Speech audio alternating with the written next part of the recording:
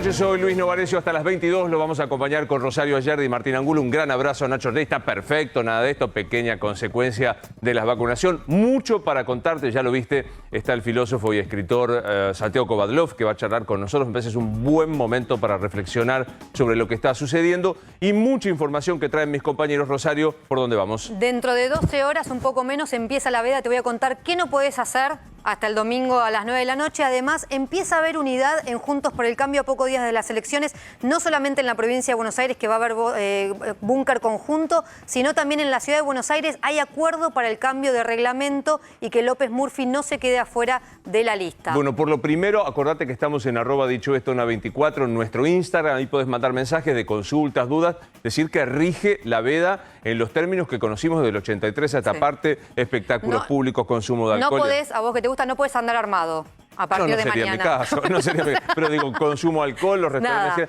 que alguna vez, ya está, para esta elección no, pero habría que modificarlo. Es por suerte el ejercicio del voto ya se ha naturalizado, por lo cual salir a comer a las 12 de la noche o salir, me parece que deberíamos modificarlo, pero será un tema que veremos enseguida con Rosario. Martín, ¿por dónde vamos? Ayer empezamos a contar las recomendaciones que la gente tiene que tener en cuenta para votar el domingo en esta elección especial por la pandemia con una organización distinta. Hoy vamos a seguir contando algunos puntos centrales que la gente tiene que tener en cuenta y algo que hablábamos en el pase. Empezó una discusión respecto de a qué hora van el domingo a comenzar a darse los datos oficiales del escrutinio provisorio. Vamos a contar cuáles son las dos posturas que hay hoy sobre la mesa. 4 puntos centrales para analizar en A24 lo que está pasando en materia informativa. El primero, por supuesto, es la Casa de Gobierno. Allí está Gabriel Prosperi. Hola, Gabriel, buenas noches. Buenas noches, Luis, ¿cómo estás? Hace instantes nada más salió de aquí el jefe de gabinete, Santiago Cafiero, que culminó con una serie de reuniones realmente de rutina. Luego del acto en Tecnópolis, la actividad gubernamental realmente se quedó justamente en eso, en actividades de rutina. El jefe de gabinete salió por la explanada en su automóvil y suponemos que obviamente va a ir a su casa para estar con su familia y observar el partido de la selección. En lo que tiene que ver con lo estrictamente electoral, el gobierno nacional se está encargando de difundir una información muy pero muy específica y que tiene que ver justamente con la votación de los argentinos, para que cada uno se fije en el padrón electoral antes de ir a votar. ¿Por qué? Porque algunas mesas que suponíamos están en los establecimientos educativos o instituciones en las que tal vez acostumbrábamos a ir en las últimas elecciones, se hayan cambiado de lugar en función del protocolo sanitario. Por eso es que el gobierno nacional insiste para que las personas se metan, por ejemplo, a través de la aplicación Mi Argentina, para determinar en dónde tienen que votar, porque muy probablemente 1 de cada 4 personas tenga que variar en el establecimiento educativo. El gobierno nacional, reitero, está haciendo hincapié en esto, además de las medidas sanitarias. Hay que llevar virome, hay que llevar en todo caso una plasticola, un pegamento para los sobres, el DNI hay que tenerlo bien en regla y se va a manipular solamente aquel dueño justamente del DNI. En definitiva, muchas cuestiones que tienen que ver con lo estrictamente de lo que tiene que ver con la cuestión de manipulación y sanitaria en estas elecciones. Por eso es que, reitero, el gobierno nacional, si bien ha culminado realmente su día hoy aquí con la salida del jefe de gabinete, sigue a través de los medios de comunicación alertando a la población para que esté atento a dónde tiene que ir a votar, porque muy probablemente no sea el mismo establecimiento en el que votó en la última elección. Gracias, Gabriel. Nos vamos a quedar ahí. Después vamos a repasar con Rosario más detalles de lo que anticipa Prosperi.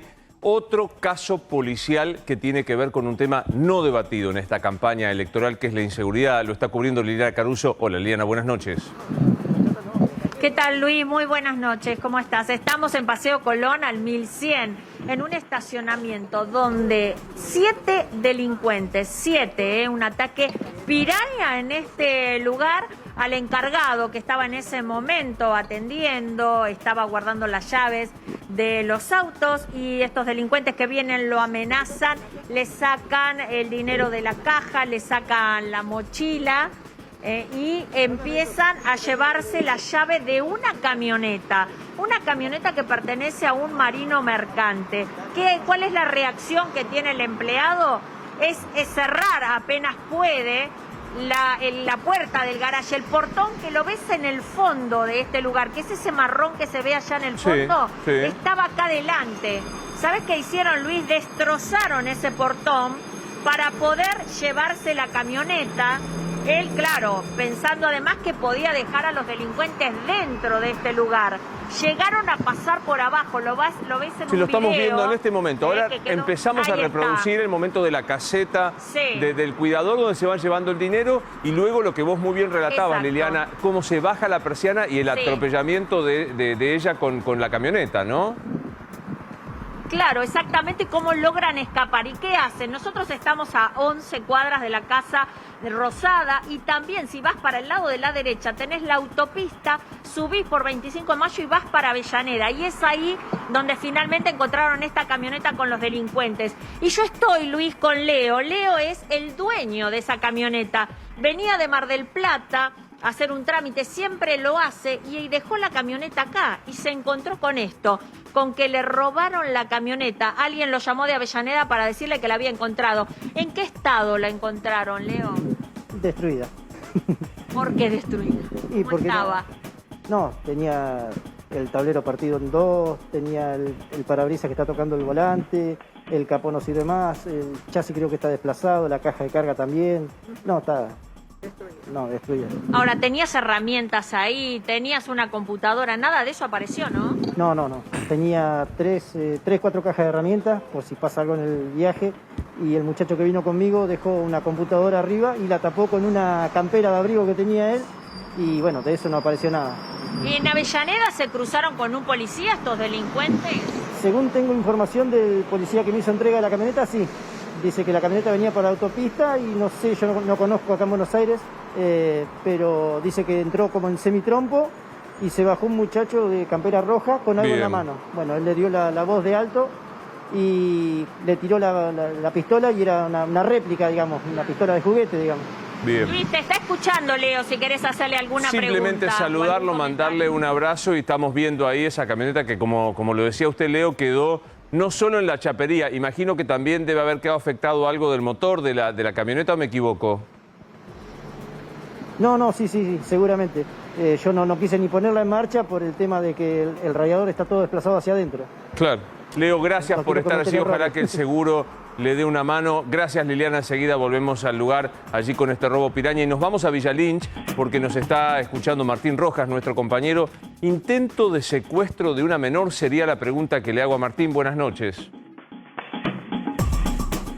¿Qué tal, Luis? Buenas noches, así es, estamos en la calle Sara, al 5300 de aquí de Villa Lynch, y lo que pasó realmente sorprende, asusta, atemoriza también a muchísima gente que utiliza a diario diferentes aplicaciones para trasladarse de un lado hacia otro.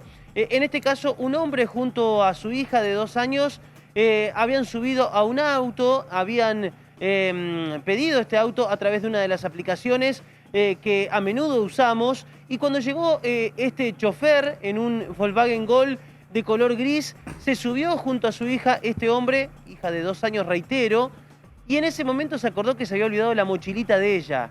Bueno, le pidió al chofer que lo esperara, se bajó solo a su departamento para buscar la mochila y en ese momento vio que el auto salió a toda velocidad de la puerta de su casa con su hija en el asiento trasero. Desesperado este hombre comenzó a gritar, trató de correrlo, un vecino rápidamente lo ayudó, le dijo subite, y en una camioneta, en una Renault Kangoo, comenzaron a perseguirlo a este chofer y finalmente a las pocas cuadras de este lugar, ya en el partido de 3 de febrero en Santos Lugares, pudieron cruzarle la camioneta y lo pudieron rescatar a esta menor que estaba en el asiento trasero. Comenzó a golpear al chofer, el papá de la nena, por la desesperación, por el susto que tuvo que intervenir personal policial, pero realmente es un hecho muy llamativo que, como decía al principio Luis, causa mucho temor y que sucedió aquí, a muy pocos kilómetros de lo que es el centro de la ciudad de Buenos Aires, en este caso en el partido de San Martín en Villa Lynch. Gracias, Martínez. Ya volvemos también con vos. Me voy a ir a charlar con Santiago Kovadlov. De vuelta, placer verte. ¿Cómo te va? ¿Qué tal? De verdad que hayas venido. La pandemia nos separó físicamente a la hora de poder charlar, pero siempre verte y leerte es un gusto. ¿Cómo vivís este momento preelectoral inminente por la veda y por una elección más? No es una elección más. Yo estoy persuadido de que esta elección si bien hace a la interna de las fuerzas que van a disputarse los espacios legislativos en noviembre, esta es una elección que está tratando de definir la índole del país en el que vamos a vivir.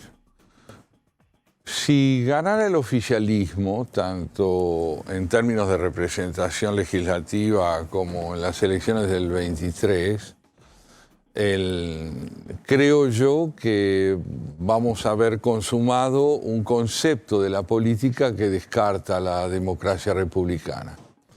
Si ganara la oposición, vamos a ver un desafío mucho más complejo, que es una defensa de los valores republicanos y constitucionales por parte de fuerzas que aún no han madurado lo suficiente como para poder integrar en ese proyecto deseo y realidad.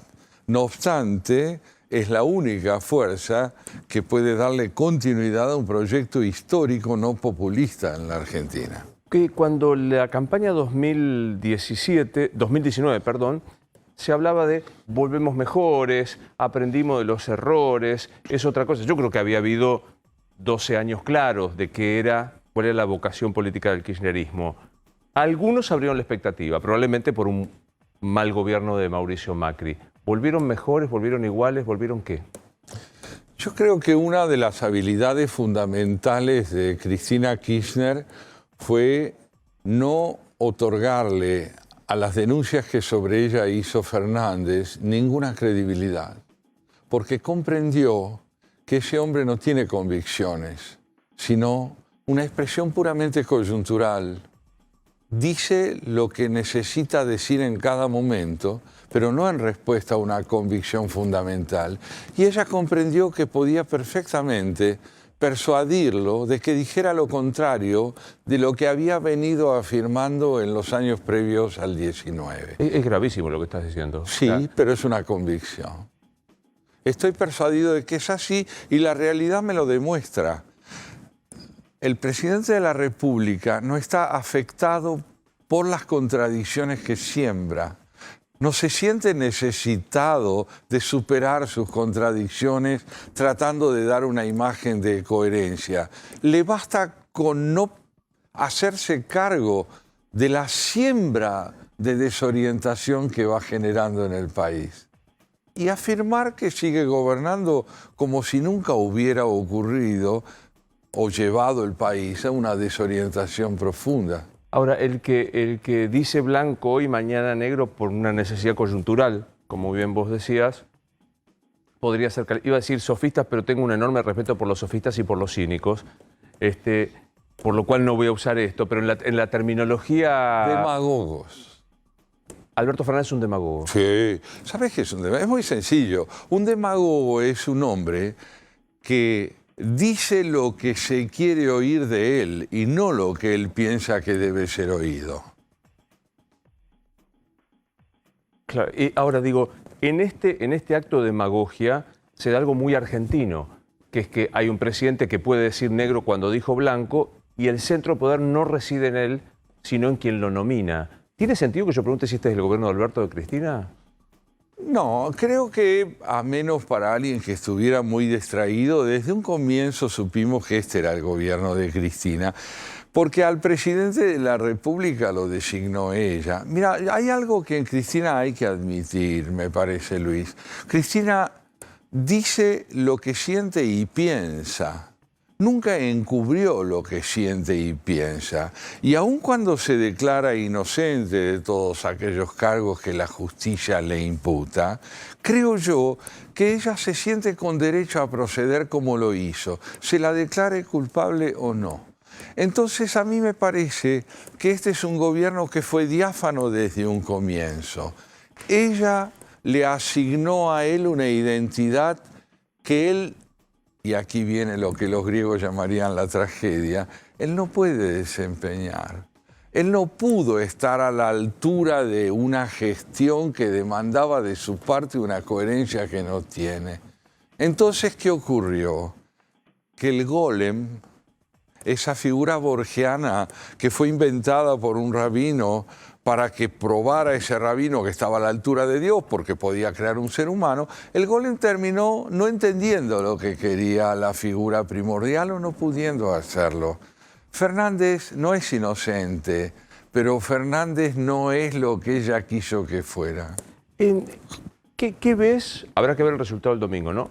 Pero después de hechos estruendosos moralmente, como las vacunas VIP, las fiestas de Olivos, ¿cuánto crees que pesa? ¿Tiene peso en la sociedad argentina? Sí, yo creo que muy profundo, porque el reverso de la idealización que llevó a votarlo es la decepción que él siembra con su gestión. La gestión de él siembra un desencanto inversamente proporcional a la expectativa que generó su candidatura. Hubo quien creyó que él iba a gobernar o representaba un cambio en Cristina. Sí. Quien pueda suponer un cambio en Cristina no la conoce, y quien pueda suponer un cambio en Fernández tampoco. Ahora digo, ¿vos crees que va a pesar electoralmente esto? Digo, porque el Olivos Gate no solo es la transgresión de la norma, es la negación, la acusación de una operación, la transgresión de una norma dictada por sí mismo. ¿Crees que los encuestadores dicen, en los núcleos duros esto no impacta? En los núcleos duros de ninguna orientación impacta otra cosa que la idealización del líder. Esto es históricamente así. Pero ocurre que el sector social que determinó el triunfo de Fernández, ese es un sector vulnerado por el desencanto. Y hay más. La economía fracasó, lo sanitario no terminó de ser cumplido como era debido, y por último, y esto también es muy importante, el trabajo fue menoscabado. Esto ha afectado a sectores que apoyan al gobierno y que creyeron que el Estado iba a poder proveerle recursos cuando en verdad no tenemos moneda y una economía que prospera. Y te agrego un dato más, la inseguridad que atraviesa a todos, propios y ajenos, ¿no? Quiero decir que siempre digo lo mismo, en un país con 50% de inflación, 50% de pobreza, 112.000 muertos y un manejo de, por ejemplo, de las vacunas cuanto menos oscuro, y la inseguridad, ningún gobierno podría aspirar a ganar la elección. Y sin embargo este gobierno aspira, y no sé si no tiene una opción. Tiene el deber de no darse por enterado de lo que ha hecho y hablar como si hubiera llevado a cabo una gestión eficiente. Ahora, yo no creo que la victoria eventual de la oposición, si tuviera lugar, va a ser muy profunda en términos cuantitativos, pero va a ser lo suficientemente significativa como para que una oposición triunfante se pregunte: ¿vamos a hablar de alegría o de trabajo? ¿Vamos a llevar adelante una gestión que encarne el dramatismo de lo que nos toca vivir, o vamos a decir nosotros podemos porque podemos? No, estamos de duelo, Luis. Yo quiero que si la oposición ganara, el luto se note, el trabajo se note, el esfuerzo se note, y la comprensión del sufrimiento social se nota. ¿Y qué pasa si en la provincia de Buenos Aires se impone, la República de la provincia de Buenos Aires, se impone el oficialismo? Bueno, yo tengo la impresión que si eso ocurriera, el resto del país va a evidenciar una confrontación fundamental, en buena medida, que es entre una oposición que fue derrotada en la provincia de Buenos Aires por muy poco margen. Yo creo que aquí, mira, los números deciden la composición de las cámaras en principio, y siendo esto fundamental, no deciden, sin embargo, una orientación mayoritaria ni hacia el oficialismo ni hacia la oposición. Es un país que está políticamente desorientado, el nuestro, porque lo ha decepcionado el ejercicio del poder, la transgresión de la ley, la promesa incumplida. Es una sociedad sacrificada al poder y que ha hecho del poder un recurso para someter a la ley y no para someterse a la ley. ¿Te parece pirotecnia que es eso y que como tal no hay que darle demasiada atención, o es central? Candidatos que hablan de astrología, o de frecuencia sexual, o desprecian a un pensador por su edad. Yo creo que es una actitud gerontofóbica. Lo que le pasó a Beata Sarlo me parece increíble. Es lo otro. ¿Qué es? ¿Pirotecnia o hay que detenerse? No, yo creo que hay que detenerse, pero hay que saber muy bien a quién le importa eso cuando nos detenemos. Hay cuestiones que siguen pendientes de la atención pública y acaso no abarquen un sector mayoritario de la sociedad. La muerte de Nisman, la voladura de la AMIA, la subsunción de la justicia en una pendularidad que debiera inquietar a la sociedad. ¿A quiénes inquieta realmente? ¿Cuál es la cultura cívica de un país como el nuestro como para que problemas como los que mencionás puedan tener un relieve mayoritario? Yo creo que no. Aún así, quienes le damos relieve debemos insistir en la necesidad de no dejarlos de lado. Viste que te acusan de republicano decimonónico pasado de moda cuando vos insistís con esta cosa llamada división de poderes o publicidad o responsabilidad de los actos de gobierno. Me dice, eso es siglo XIX. Sí, la Clau lo sostuvo, lo trató de fundamentar. Yo creo que detrás de esa subestimación hay una profunda decepción con la idea del diálogo y del encuentro analítico de la realidad con otro y una demanda muy honda de subordinación a un ejercicio hegemónico del poder. Hay un alivio muy profundo en delegar en otro la posibilidad de gobernar. ¿Te acordás del síganme de Menem? Sí, claro. Bueno, el síganme sigue teniendo encanto. ¿Y cómo salir de esa trampa, que no es otra cosa que la fanatización que te tranquiliza y no te obliga a pensar, denominar la grieta? Yo me comprometo, si no quiero hablar más de la grieta, y siempre termino hablando porque parece que es gráfico. ¿Pero cómo salís de esos antagonistas imprescindibles que son, que se proponen solo eliminarse entre sí? Yo tengo la impresión de que si la oposición alcanzara el gobierno en el año 23, tiene que iniciar un proceso de trabajo persuasivo que no es retórico, es de hechos concretos. Trabajo, educación, sanitarismo, capacidad de generar políticas de Estado que se sostengan en el tiempo y sobre todo una franqueza, Luis.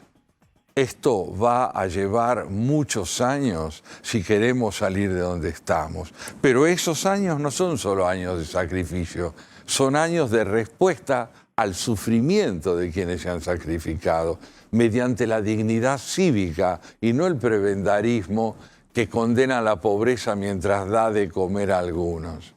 Bueno, digo, nosotros dos, y perdón la petulancia ahora en primera persona singular, somos de una generación de distintas, pero no tan lejana. Y vos acabas de decir algo que yo comparto, va a llevar años. Y uno se pregunta, ¿hay derecho a pedirle la espera a la gente joven que decide irse? ¿Qué te pasa cuando escuchas a uno que dice, me quiero ir porque no tiene solución?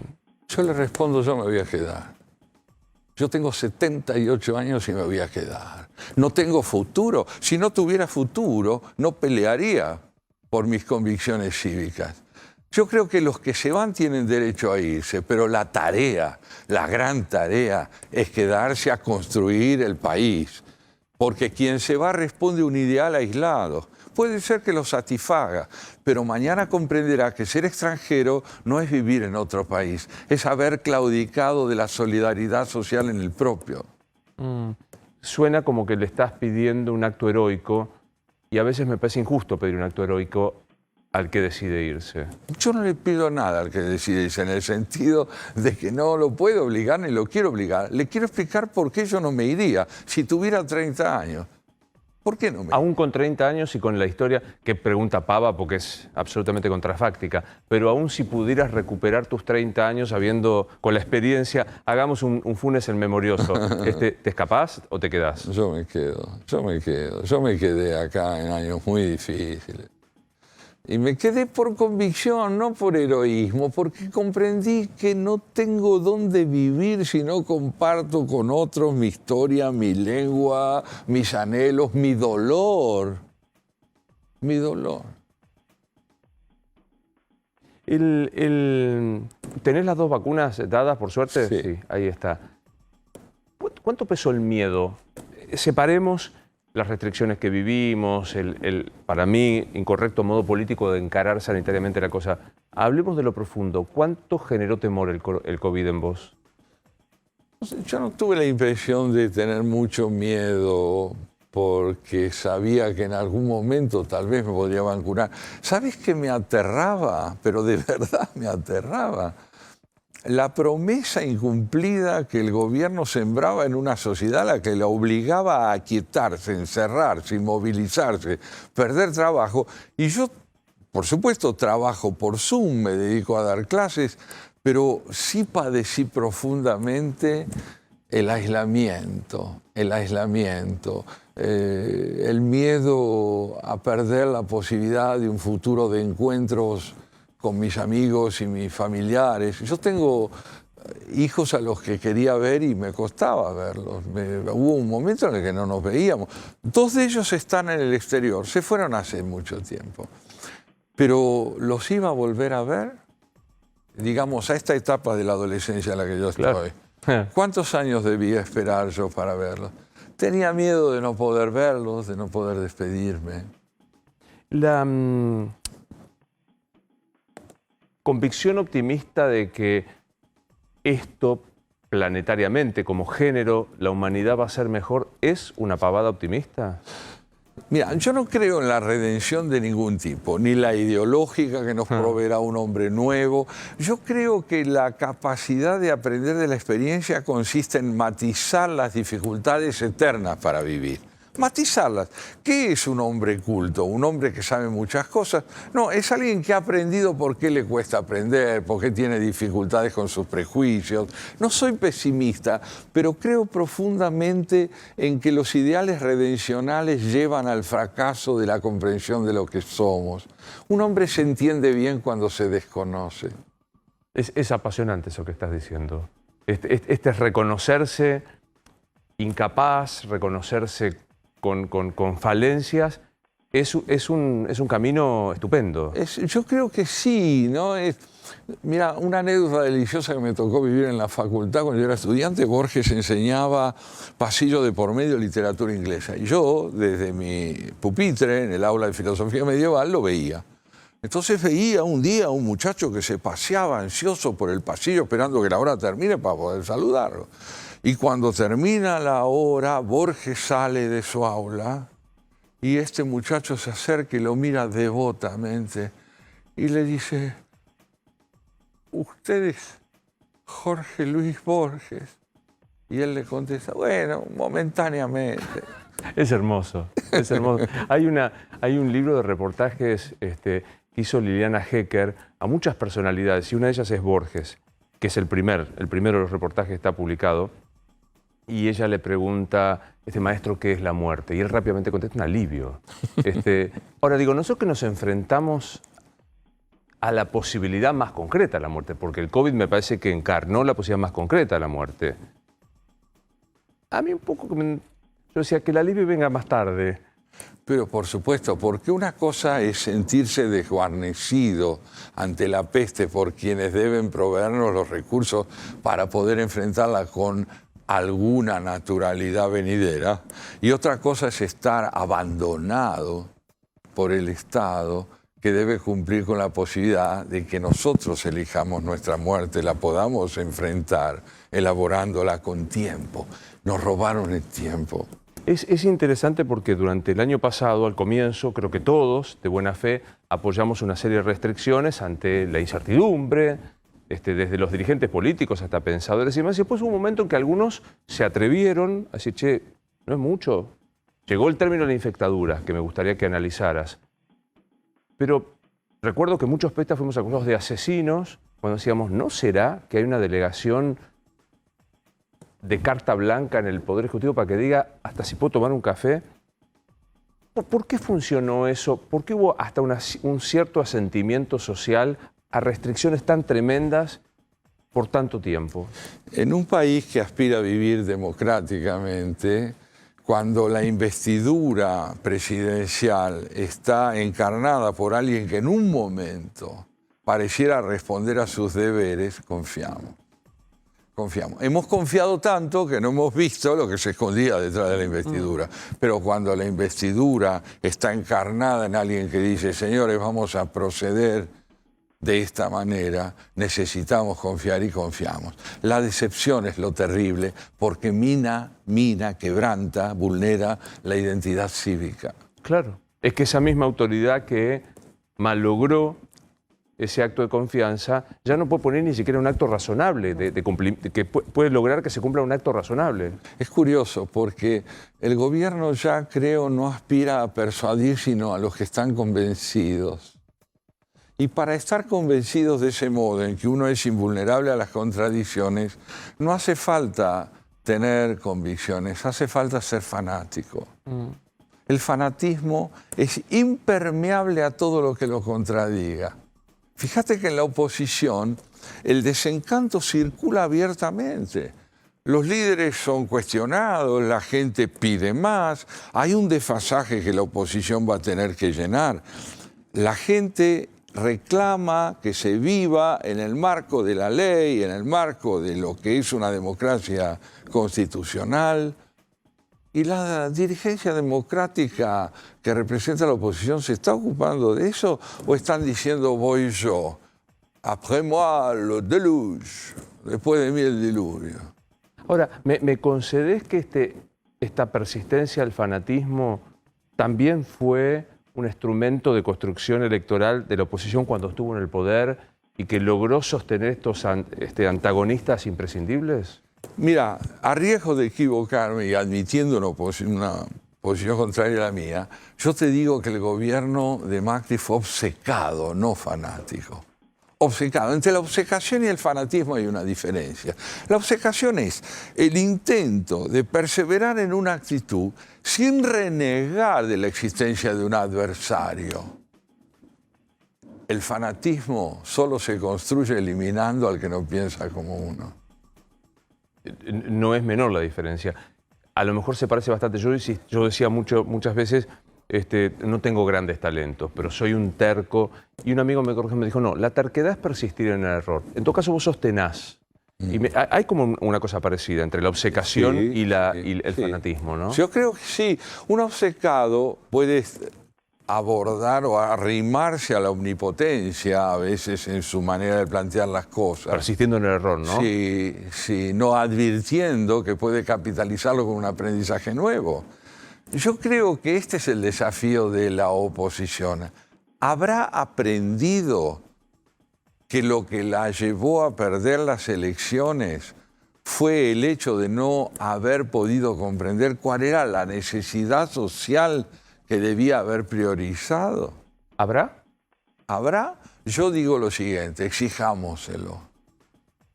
¿Qué medio presuntuoso la pregunta, ¿qué dirigente político te genera por lo menos, mira, quiero escuchar? Porque es difícil encontrar un dirigente que vos digas, me interesa saber qué piensa, incluso fuera de la política. ¿Quién te seduce?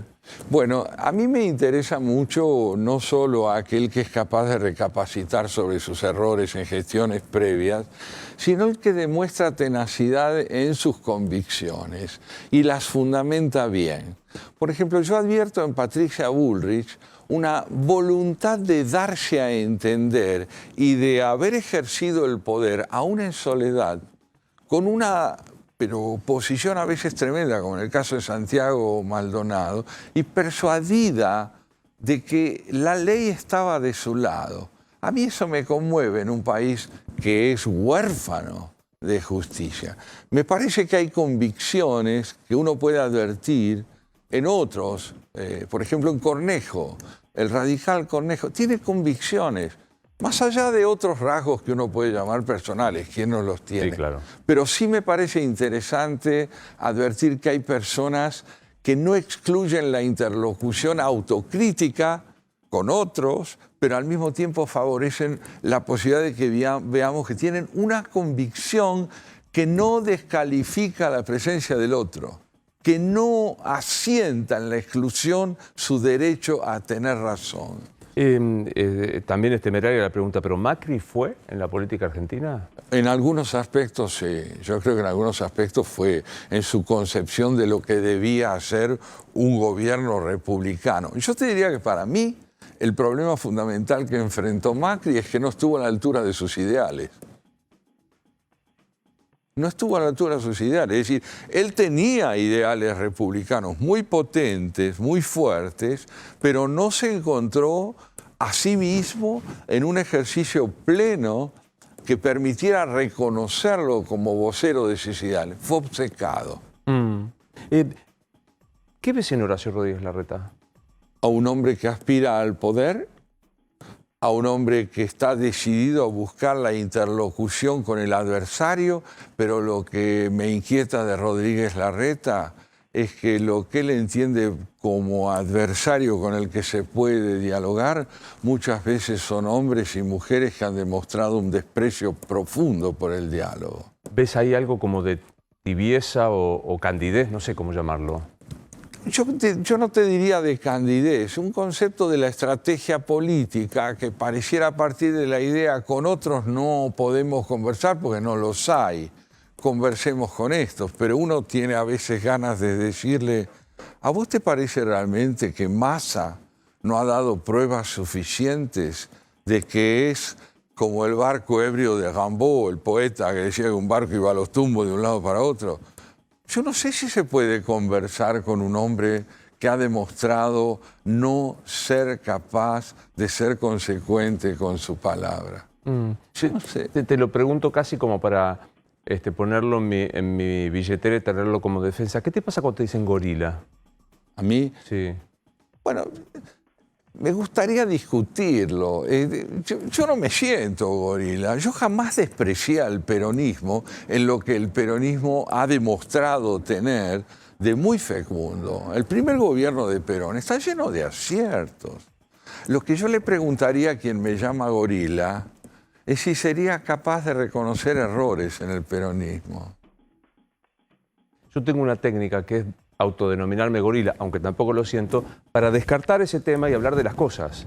Porque viste que se pasa mucho tiempo discutiendo sobre la etiqueta, que es imposible. Entonces digo, bueno, si yo soy gorila, vamos a discutir, podemos discutir. ¿Se pueden discutir ideas? Hoy hay un marco para discutir ideas en serio. Yo siempre planteo esto, cuando uno discute ideas, se sienta a la mesa con la convicción en serio, verdadera, de que Kovadlov tiene una parte de la razón y estoy dispuesta casi a aprovecharme de esa parte de la razón para aprender. Mira, yo tengo la impresión que la reconstrucción de las instituciones de la República, por ejemplo, la vida llamada parlamentaria o legislativa, es la oportunidad de que, habiendo fuerzas equilibradas o relativamente equitativas en número, pueda preponderar la idea de la discusión. Porque cuando hay un desnivel muy alto entre oficialistas y opositores, el desprecio por las minorías vuelve a aparecer de una manera muy notable en quienes detentan la concentración del poder. En la Argentina hace falta además mejorar la calidad del debate, porque si yo te insulto y vos me insultás, no estamos discutiendo, estamos mostrando una orfandad de ideas indigna de la política. ¿Sabes qué pienso? En la Argentina no termina de haber política todavía, hay enemigos. Claro, es que esa es la base del fanatismo. O sea, en una playa fanática es inevitable que solo funcione esto, la descalificación, el desprecio, incluso el instinto de eliminación del otro que está enfrente, ¿no? Lo llamó Fernando Iglesias a eso medievalismo. Yo creo que hay una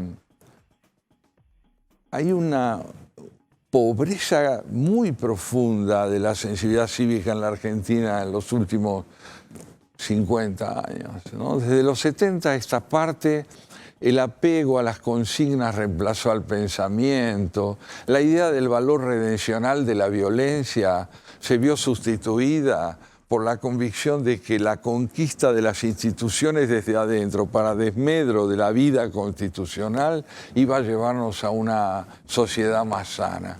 No, hemos sembrado indigencia. Lo traes, a propósito del fanatismo, a Fernando Iglesias. ¿Te parece que contribuye? Yo creo que no, ¿eh? Yo creo que, lamentablemente, y lo digo con cierto dolor hasta personal, ¿contribuye a combatir ese fanatismo? Yo creo que hubo momentos notables en que él supo denunciar la inconsistencia del discurso oficialista. Esto yo creo que se lo debemos reconocer, más allá de que a veces pueda parecernos o ser desmesurado. pero yo creo que él tuvo una capacidad notable, y la tiene todavía, que es haber mostrado que el discurso oficial no descansa sobre pruebas, fundamentos y verdades, sino sobre encubrimientos permanentes de la realidad. Eso, en tiempos como los que pasamos durante el kirchnerismo y aún durante el gobierno de Macri, me parece que fue un mérito. Parece ser, todos coinciden al menos en el discurso, que el único modo de transitar estos largos años que nos esperan para superar implican consensos de algunas cosas elementales. ¿Ves margen de que esta dirigencia de verdad pueda sentarse a consensuar 10 cosas? Depende del diagnóstico que haya sobre la magnitud de la crisis que está viviendo el país. Por ejemplo, yo te dijera, bueno, el país ya no resiste más la situación en la que estamos viviendo con la inflación, con la pobreza, con los conflictos que tenemos. Si hubiese capacidad de diagnosticar en forma convergente los problemas del país, yo creo que habría posibilidades. Ahora, la pregunta gira en torno al diagnóstico.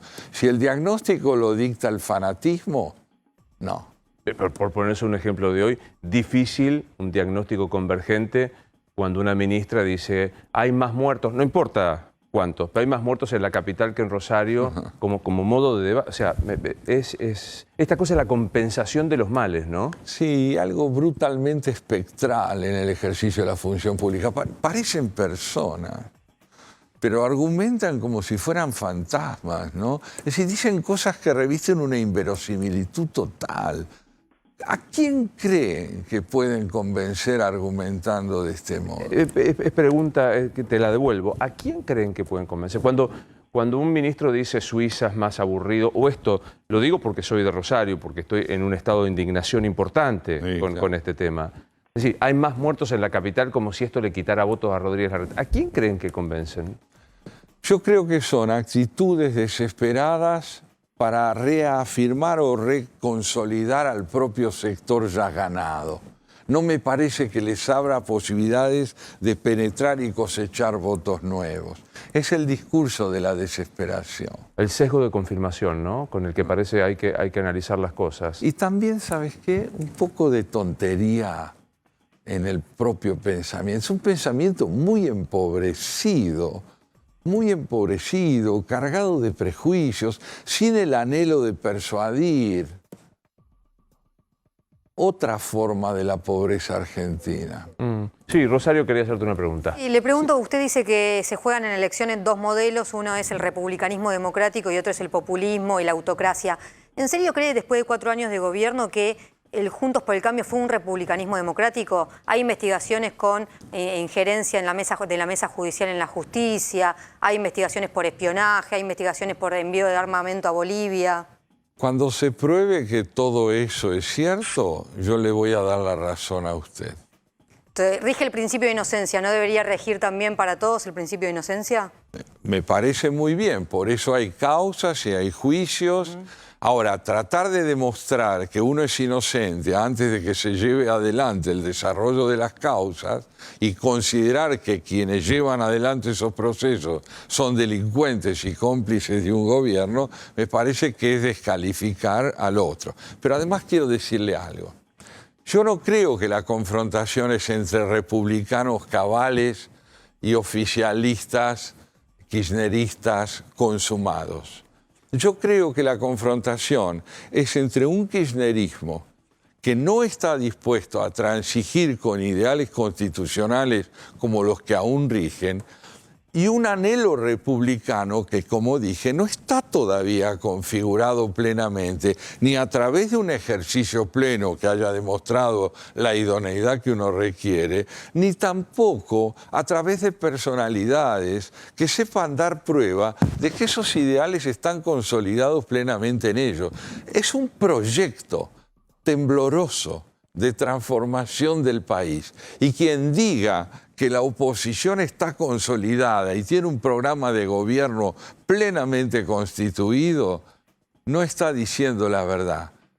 El republicanismo es un anhelo que quiere defender la vida constitucional argentina para que la ley prepondere sobre la política. ¿Pero lo logrará? Sí, Martín. Santiago, cuando Luis le preguntó qué dirigentes lo atraían, o por lo menos qué dirigentes le interesaban, nombró a 2 de la oposición. Le quiero preguntar si hay alguien del oficialismo que le genera lo mismo, o en alguna medida que le resulta interesante. Y después también le hago otra pregunta de por qué cree que la gente sigue eligiendo, que seguramente va a ocurrir el domingo, van a sacar la mayoría de los votos en todo el país, a 2 modelos que ya demostraron que le fue mal, tanto al oficialismo en los gobiernos de Cristina y ahora en el de Alberto Fernández, y al de Macri, que también le fue mal, y sin embargo son 2 partidos que se entiende que en las elecciones van a sacar la mayoría de los votos. Bueno, el primer punto que me planteaba acerca de figuras del oficialismo que me resulten interesantes, yo no las conozco, no las puedo reconocer como interesantes. Todas me parecen fuertemente representativas de un planteo unitario, homogéneo, esencialmente orientado hacia la defensa de la líder del movimiento.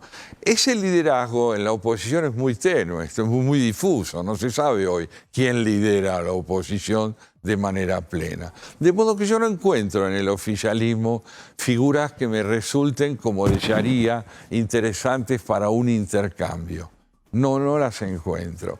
Ahora, y con respecto a por qué el país se mueve en el margen de 2 fuerzas que han sembrado distintos errores, pero errores al fin, es porque en realidad la política argentina, la sociedad argentina, no ha hecho más que empobrecerse desde el punto de vista político. A lo largo de los últimos 50 años, el radicalismo ha desaparecido, han desaparecido matices dentro del socialismo democrático. Me parece a mí que estamos en una etapa en que lo que se va a elegir es la posibilidad, como decía, de vivir dentro de un proyecto que, si se despliega, podría darle al republicanismo un contenido rico, y si no, vamos hacia un modelo de organización ya pautado y plenamente ejercido por Cristina Kirchner, porque Cristina Kirchner finalmente es sincera, quiere ir por más, aspira a ir por más. Quiere ensanchar lo que ya hizo, no retroceder. ¿Quién fue entonces Fernández cuando dice volvimos cambiados? Un pescador. Santiago, agradecerte como siempre esta charla, que se repita más. Cada vez que te veo, perdón, se me ocurre recordar a alguien que no ha leído, que no tiene el hábito de la lectura, que se encuentra hacia un lector contumaz. ¿Se te ocurre que recomendarle a alguien que no ha leído algún libro? ¿Qué le recomendaría, decís? Sí. ¿Que leyera? Sí. Bueno, yo le recomendaría que lea las Odas Elementales de Pablo Neruda. Odas Elementales. Todos tenemos la convicción de que esto es una botellita. Cuando Pablo Neruda la toma en sus manos y bajo su mirada poética, la transforma en la expresión de un mundo subjetivo. Aprender a leer es apropiarse del mundo de otra manera que a través del hábito, la costumbre o el prejuicio. Un gran maestro, Pablo Neruda. Gracias por venir. Gracias. Un placer verte. Igual. Pequeña pausa.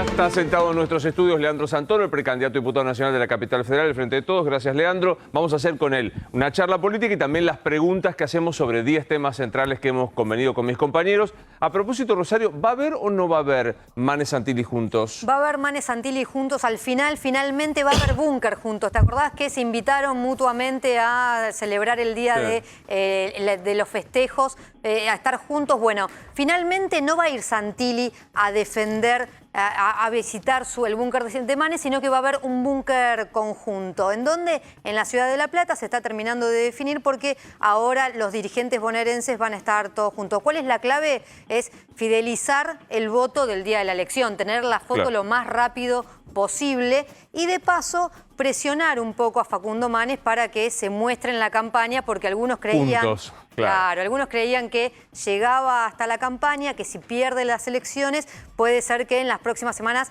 quizás no esté tan compenetrado con la campaña de Diego Santilli, por lo cual es también un poco presionarle para que actúe en la campaña, por lo cual va a haber búnker juntos en la ciudad de La Plata. Y el otro gesto que adelantábamos también al principio del programa es que finalmente hubo acuerdo, va a haber cambio de reglamento en Juntos por el Cambio en la ciudad de Buenos Aires para que López Murphy no se quede afuera de la lista por el cupo de paridad.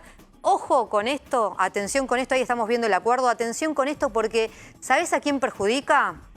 ¿A quién? Fernando Iglesias. Ojo en el puesto que puede quedar Fernando Iglesias, que ya lo habían corrido bastante de la campaña electoral. Atención con este acuerdo porque puede quedar abajo en las listas y quizás no ingrese a la Cámara de Diputados o no renueve su banca. Digo, candidato de Macri personal, Sí. o sea, que fue el que impulsó directamente Mauricio Macri, ¿no? Y un candidato que no es especialmente moderado a la hora de declarar. Es un candidato de Macri que recordemos que en la anterior elección ya incluso había tenido fuertes cruces con otros sectores de Juntos por el Cambio porque ya no lo querían muchos sectores dentro de la Cámara en la anterior elección. En esta elección de vuelta fue el propio Mauricio Macri el que pidió por Fernando Iglesias. Hay que ver cómo quedan posicionados entonces después de este acuerdo porque López Murphy se asegura ingresar, se asegura un segundo lugar. Hay que ver cuál es el resultado Claro. electoral para ver si entra o no entra. Vos a las 15, de entre 15 y 18 estás en Sí. el operativo que vamos a hacer tanto en América como en A24. En lo personal de 18 a 22 y a las 22 Alejandro Fantino.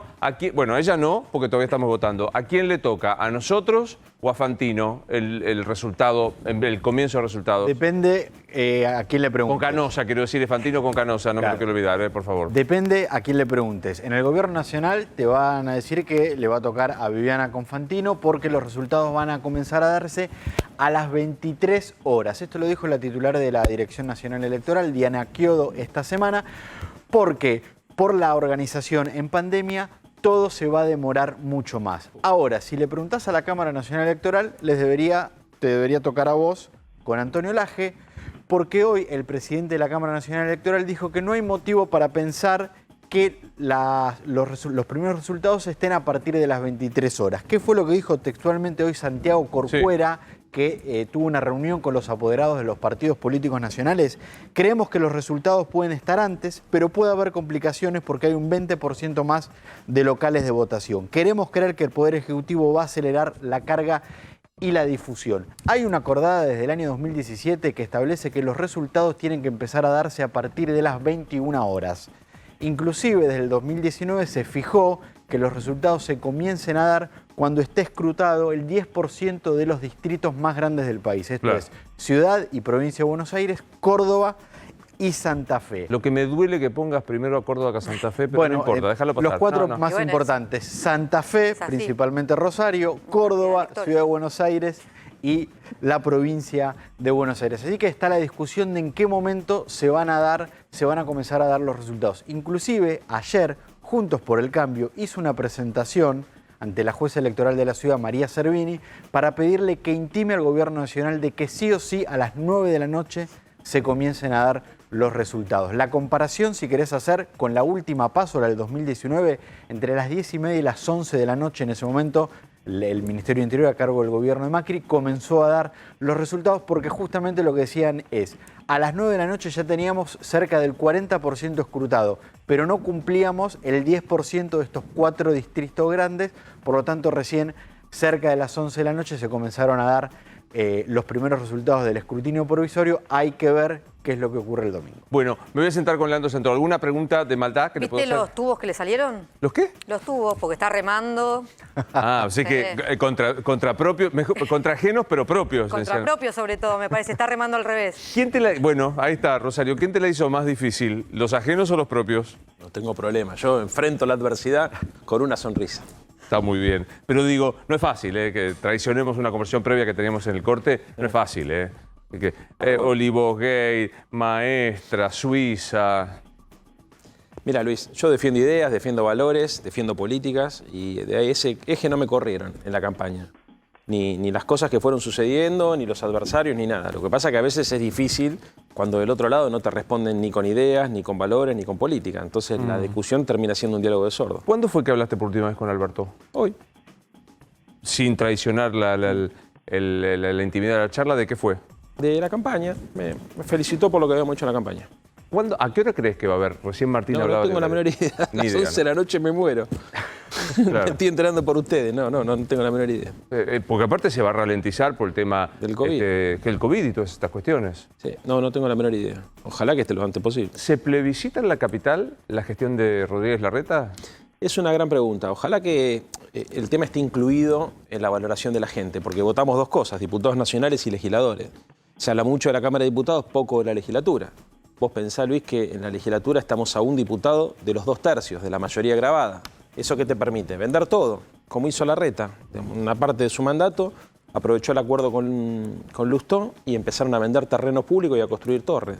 Entonces, que haya una legislatura más equilibrada va a ayudar a que por lo menos ese proceso de privatización de terrenos públicos y de cambio de reglamentación para construir en altura se pare.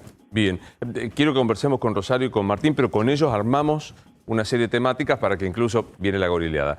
La vicepresidenta de la Nación que dice que no se debaten de los temas, nosotros humildemente tiramos temas concretos. Sos diputado, imputabilidad penal a los 14.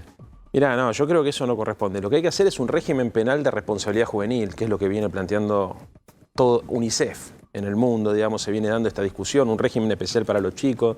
La cárcel es el último de los lugares, ¿no es cierto?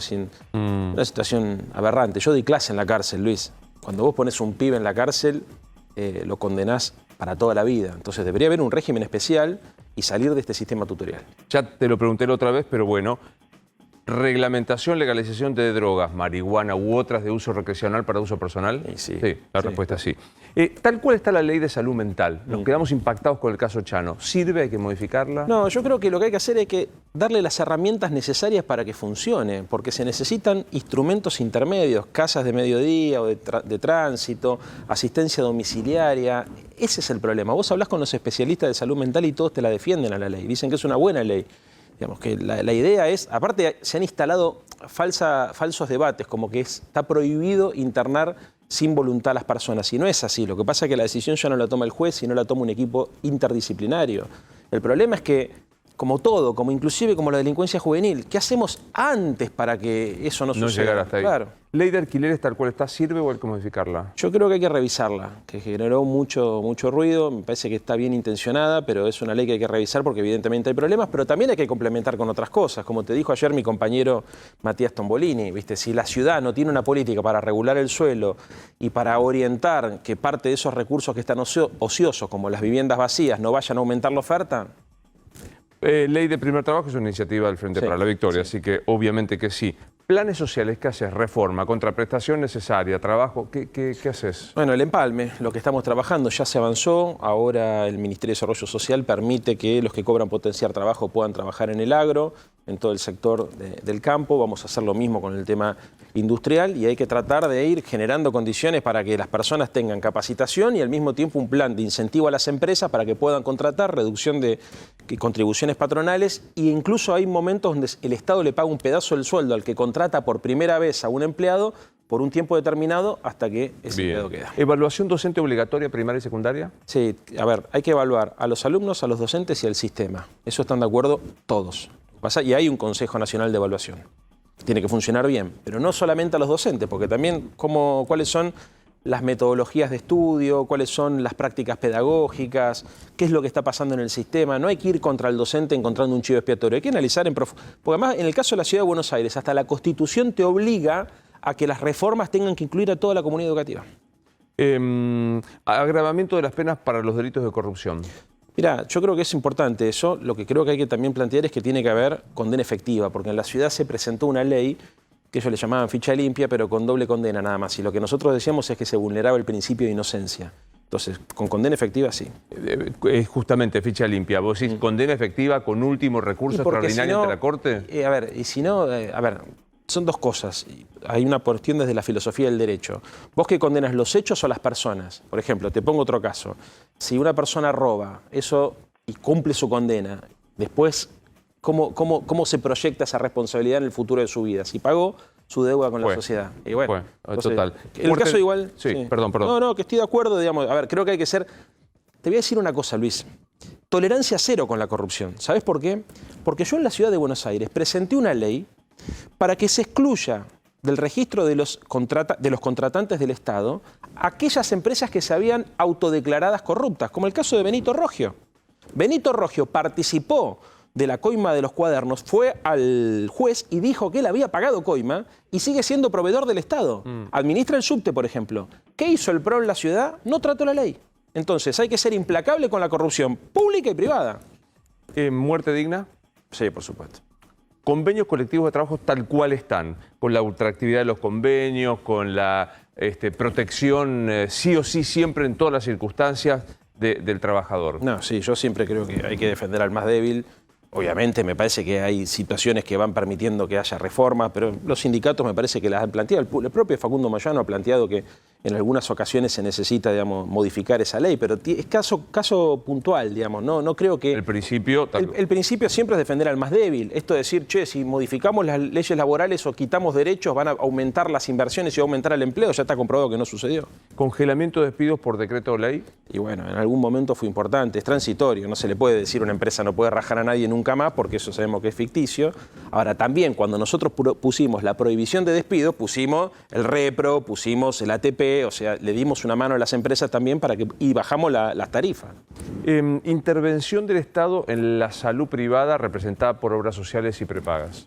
Mira, yo en ese sentido tengo la propuesta siempre de Raúl Alfonsín, de Aldo Neri, ¿te acordás del Seguro Universal de Salud? Me parece que habría que avanzar en esa discusión, pero con todos los actores. El sistema de seguridad privada en la Argentina y fundamentalmente en la Ciudad de Buenos Aires cumple un buen papel. Lo que pasa es que es insostenible que tengamos el sistema fracturado en tres, el privado, el público y el que está en el medio, el sindical. Última y abro a los chicos. ¿Internet como servicio público esencial? No tengo ninguna duda que sí. O sea, vos decís que se meta el Estado porque ya Pero tenemos... no es que se meta el Estado, no es que haya una empresa privada que sea estatizada por el Estado. No. Es que haya, por ejemplo, regulaciones como consecuencia de lo que es inevitable hoy pensar la sociedad del conocimiento con Internet como un derecho humano. O sea, es indiscutible. O sea, vos frente a una pandemia, por ejemplo, no tenés acceso a Internet y entonces quedás afuera de todo, de la educación, del trabajo, incluso de la salud. Hay muchas consultas que se hacen por ahí. No estoy hablando de que se estatice el sistema, simplemente que haya, por ejemplo, como se propuso en la ley, digamos, una tarifa plana y accesible para todo el mundo, que cuando tengas que aumentar los precios, como es un mercado muy concentrado, tengas que explicar, como explican otros sectores de la economía, y que obviamente el Estado regule eso, como está pasando en casi todo el mundo también. Sí, Rosario. Hay algunos sectores en la ciudad de Buenos Aires que quizás te los cruzás, que les gusta, les caes bien, les gusta tu personalidad, lo que decís y demás, pero no te votarían solamente porque estás en una lista peronista. Tampoco creo que con el radicalismo hubiese llegado tampoco muy lejos. O sea, retirate de la política. Retirate de la política. ¿Qué le decís a esos que les gusta, te votarían, pero estás en el peronismo, entonces no van a poner nunca tu boleta? Bueno, a ver, primero es un frente donde hay sectores que no provenimos del peronismo. Sin duda el corazón de nuestro proyecto es el peronismo, pero hay un montón de sectores. Heller tampoco viene del peronismo, hay mucha gente que viene del radicalismo, Palazzo, bueno, infinidad de compañeros de distintas vertientes históricas. Yo defiendo mis ideas con convicción y la verdad le estoy agradecido al Frente de Todos que me haya dado la oportunidad de encabezar esta lista. Y trato de hablarle a todo el mundo y construir un puente con todos los sectores de la sociedad. ¿Qué querés que te diga? O sea, yo no voy ni a traicionar a mis compañeros que confiaron en mí, ni a desdecirme, ni a cambiar el discurso de acuerdo a los canales de televisión que me invitan. Yo digo las cosas que pienso. Te pusieron que me parece que es muy atinado lo que dice Rosario. Probablemente si vos mirás el rosario de oferta que hay en la capital federal, es un tipo formado, un tipo de negociación, de charla, etcétera, etcétera, pero estás en el frente de todos. ¿Y qué querés que haga, Luis? Es mi espacio político. A ver, ¿vos confiarías en una persona que te dice, no, yo pensando en mí, voy a traicionar a los que confiaron en mí y voy a apuntar a que la gente me vote? No sería confiable si dijera eso. Y además no sería feliz. Yo no podría ser feliz. A mí el peronismo me dio una oportunidad sin licuar mi identidad. Yo voy a los actos y hablo de Alfonsín y el que no aplaude, porque muchos aplauden, respeta que lo diga y me ha dado a mí la sensación de protección que generó, me parece, una relación de tanto afecto que yo tengo que honrar. yo no cambié mi identidad y me hice peronista. Yo sigo siendo el que soy cuando tomé la decisión de abandonar bien el radicalismo, porque tengo muchos amigos. Yo me separé en buenos términos con los radicales. No me llevé la banca, no me llevé cargos partidarios, dejé amigos ahí. Les expliqué, digamos, qué era lo que quería hacer. Muchos lo entendieron, otros no, la gran mayoría sí. Y me sumé al Frente de Todos. En el Frente de Todos no licué mi identidad y me aceptaron como soy. Entonces, yo hoy siento que éramos como primos hermanos, ¿viste? A mí se me quemó la casa y ellos me invitaron a la suya, me dieron la habitación. Y me abrigaron, me dieron afecto. Y los que eran primos hermanos hoy son como mis hermanos. Entonces, esa relación yo la voy a honrar siempre. Y si alguno no me quiere votar porque tomé la decisión de ser parte de este proyecto del cual yo me siento orgulloso, que no me vote, lamentablemente. A mí Alfonsín me enseñó que a veces en política conviene perder elecciones, pero nunca traicionar los principios. Martín. Ahora, en esa línea, Leandro, que decís de que te permitieron mantener tus ideales, siempre cuando se habla del Congreso se suele hablar de bloques más que de personas, diciendo, bueno, el bloque vota esto y pocas veces o en pocos temas los diputados se separan. Si llega a haber, vos has marcado muchas diferencias con el kirchnerismo o con el peronismo. Sí. Si frente a un proyecto vos no estás de acuerdo, pero el bloque dice hay que votar esto, ¿mantenés tu identidad y no votás? Mira, a priori yo creo en la disciplina partidaria si tenés la posibilidad de discutir adentro, como filosofía política. Creo en el sistema de partido, o sea, Alfonsín también me enseñó eso. Vos das la discusión adentro. Si te dan la discusión y tenés la posibilidad de dar tus argumentos, si te ganan tenés que acompañar. Salvo que sean temas, qué sé yo, que uno dice... Claro. Pocos, que son pocos. Poco. No. Pero en general creo que aparte así tiene que funcionar, así funcionan los parlamentos en el mundo y creo que está bien. Lo que está mal es cuando vienen y te dicen, che, se vota esto y no te consultan. Eso no. Y es bastante caro eso, ¿eh? No, es bastante... Yo en el PRO te lo puedo contar, me pasa mucho en la legislatura, ¿eh?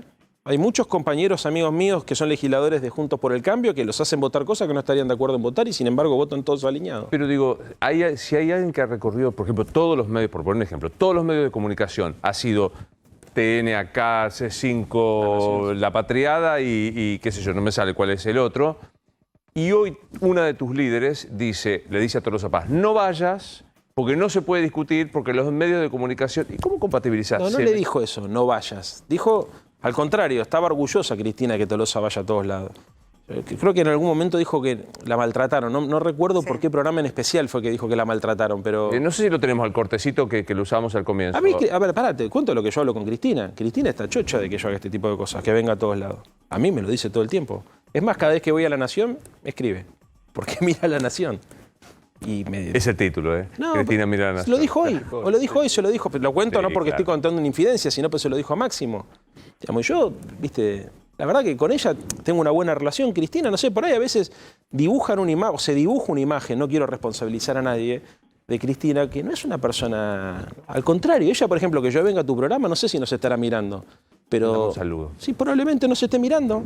Probablemente ella mira, suele mirar a las personas que no piensan como ella. Los programas de televisión, así que probablemente te esté mirando. Si está mirando, le mando un saludo. Claro, sí, perdón, Martín. No, Leandro, hoy justamente Cristina hablaba de que ella considera que la campaña no es chata, lo que muchos opinan, y que gran parte de la responsabilidad está en los medios o en los periodistas por cómo tratamos la campaña.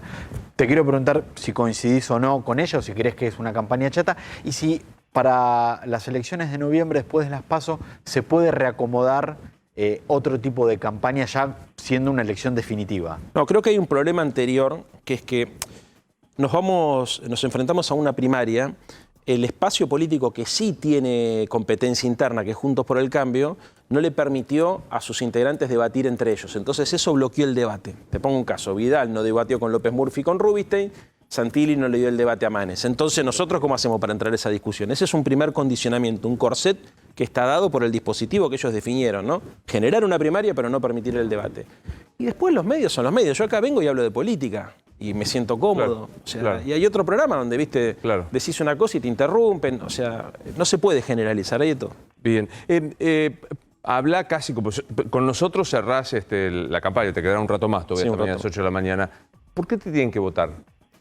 Bueno, yo espero que me vote la gente sensible, la gente que comparte la forma de ver que uno tiene, los ideales, los valores. Que te vote la gente sensible. Es así que me parece un gran argumento de campaña, poco escuchado. Y creo en eso. Creo en eso. Yo te traje acá las propuestas nuestras, un librito que hemos editado con 14 propuestas. Son algunas de las propuestas que hemos presentado, pero más allá de las propuestas, lo importante son los valores y las ideas que uno defiende. O sea, yo nunca voy a votar un recorte a la educación, nunca voy a votar disminución de derechos para los trabajadores, ni para nadie. Siempre voy a tratar de defender en la medida de mis posibilidades los intereses de las mayorías populares. Si es que tengo la chance, lo voy a hacer. Muchas veces discusiones no pasan por el Congreso, pero si pasan por el Congreso, que la gente se quede tranquila, que voy a tratar de defender siempre con todas mis fuerzas los intereses de las mayorías populares, de los que más sufren, de las clases medias. Voy a tratar de discutir y generar puentes con los que piensan distinto. Creo que me va bien en eso, lo hice en la legislatura. Yo me voy de la legislatura porteña con amigos del PRO, con amigos radicales. Y logré construir un vínculo, a pesar de que ellos muchas veces aplican esa mayoría absoluta que tienen, pero hemos podido construir un buen vínculo y ojalá pueda hacer eso también en el Congreso. O sea, la gente, a mí me cuesta también pedirle a la gente que me vote, porque me parece que, viste, uno está, y la gente ya me conoce, viste. Si yo te dijera, votame a mí, estaría haciendo política para mí. Yo no hago política para mí. Claro. Bueno, en cualquier caso, vas a ser diputado nacional, me pone muy contento. Me parece que le va a hacer muy bien a los 256 compañeros de bancas que tengas que vos estés en el ejercicio de la política como lo planteás, como lo has hecho. El consenso, la posibilidad de la negociación.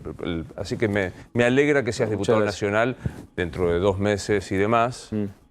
Y que nos sigamos peleando, porque me divierte mucho pelear. Me divierte mucho pelear. No encontré el título para mañana de los medios. Lo van a encontrar ellos. Me dijiste algo que Santoro le pintó la cara a Novarecio por, no me acuerdo qué cosa era. No importa, el título ya está armado, después ya está, después vemos con qué. La mejor de la suerte. Muchas gracias, de verdad. Nos estamos viendo. Profesor Juan Carlos de Pablo, buenas noches, ¿cómo le va? Me va fenómeno, querido. Con el 1-0 con el cual terminó el primer tiempo. Ese golazo de Messi. Ahí está, me parece muy bien. Messi está jugando tan bien que en cualquier momento lo compramos para Belezarti. Por eso te digo todo. Profe, ¿me preocupo o no me preocupo de esta suba del dólar blue que se está produciendo a días de las elecciones? No deberías. Ahora, ¿qué tenemos que esperar para el lunes? ¿Viste toda la pregunta el lunes? Lo que afecta a las cotizaciones son las novedades. ¿Qué sabemos? ¿Qué creemos? ¿Qué pasa el domingo? Da la impresión que con números groseros estamos cerca de un empate. ¿Qué sería una novedad? Que el oficialismo ganara por goleada. ¿Qué implicaría eso? Que mi tía Carlota se asuste y salga a comprar dólares. Hasta ahí. Ninguna otra cosa. Claro. Fíjate lo que pasó en 2019. Lo que pasó en 2019 es que en las pasos de agosto también esperamos empate y terminó en súper goleada, acordate, 15 puntos de diferencia. Salió rajando la gente, dice, vendo los títulos, compro los dólares. Y yo dije en un programa de televisión una cosa elemental, dijo, las decisiones se toman de acá para adelante. Consiguientemente lo que pasó no es para castigar a Macri, sino por lo que creemos que va a hacer Alberto. Por supuesto los macristas me dijeron, gracias Juan Carlito. Y los de Alberto me dijeron, hablaron mal de mi mamá. Eso es política, no me calienta. Lo que digo es, hoy, esta relativa calma que vos tenés, no podemos una teoría 182, 136, 185, es así. Lo que sí todos indican es que después de la elección, y también hablo de la elección de noviembre, porque esta es como una primera vuelta, es fundamental lograr consensos de algunas cuestiones. ¿Ves pasto para que haya consenso? Mirá, yo lo escuché eso también, ¿no? Que el gobierno, sobre todo si no gana por goleada, cosas por el estilo, tiene que hablar con la oposición, se tiene que poner de acuerdo en cosas básicas, y entonces tenemos que hablar con el fondo. ¿Qué crees que te diga? Me suena mucho más a racionalización que a otra cosa. Pero no lo puedo descartar. Lo que sí tengo que decir lo siguiente. Si el oficialismo, entre las PASO y las elecciones, después de las elecciones, quiere hacer acuerdos con la oposición, la sustancia del acuerdo la tiene que poner el oficialismo. No es que se sientan en una mesa todos y dicen, che, a ver qué podemos hacer. Vos como oficialismo tenés que decir, mirá, dadas estas circunstancias, a mí me parece que hay que hacer esto y esto y esto. Y ahí empezás a negociar.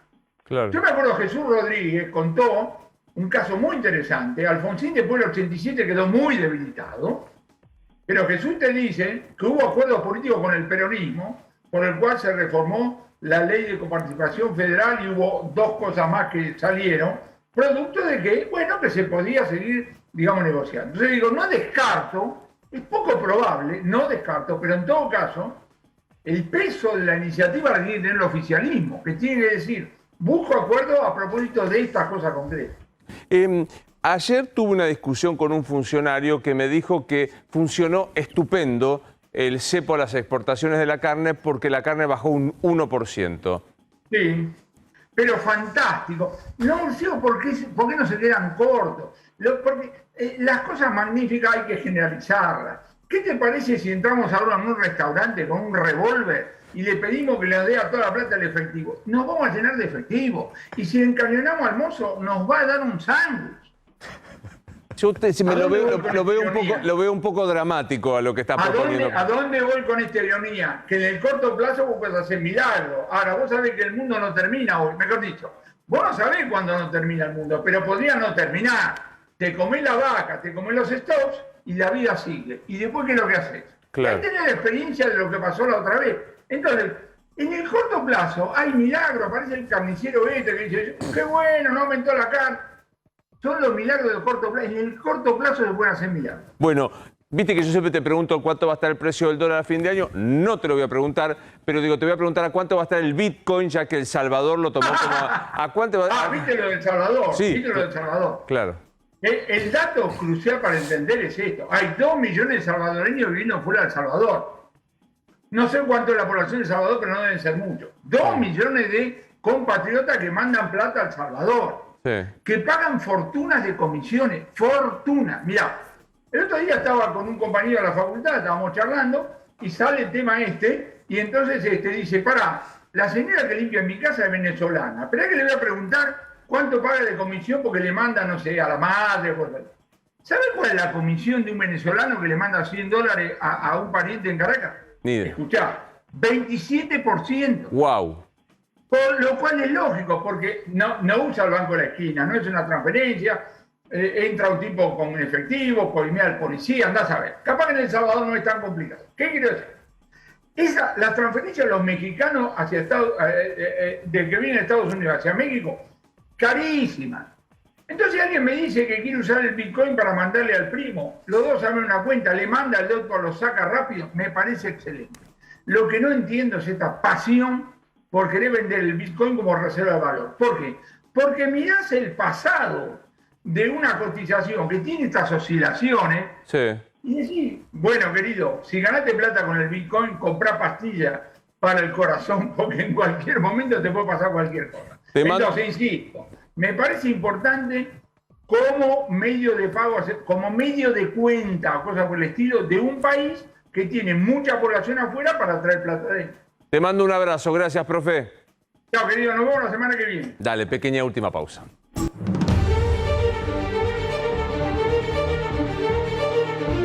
Mañana a las 8 de la mañana comienza la veda. ¿Qué no puedo hacer desde las 8 de la mañana? Bueno, a ver, para los partidos políticos está claro, no pueden dar más declaraciones llamando a los votos, no pueden realizar más actos de gobierno, no se puede repartir boletas el día de la elección cerca de las escuelas en donde se votan. ¿Qué es lo que pasa? Tampoco difundir encuestas, eso ya lo sabemos, ya no podemos dar más números. ¿Qué es lo que pasa? Venta de bebidas alcohólicas, vos lo decías, totalmente prohibido.